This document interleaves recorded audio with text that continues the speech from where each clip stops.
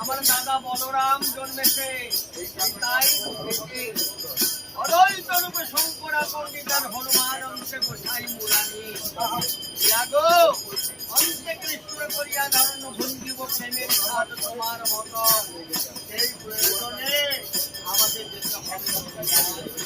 তাই কলির যুগ উদ্ধার করতে এই কলিযুগে দাপরের স্বয়ং কৃষ্ণই আমার অবতীর্ণ হলেন গৌর সুন্দর তিন তরুতলে জন্মগ্রহণ করবেন বলে তার নাম রাখা হলেন বিনয়। আর যেদিন মহাপ্রভু আমার জন্ম নিয়েছিল সেদিন ছিল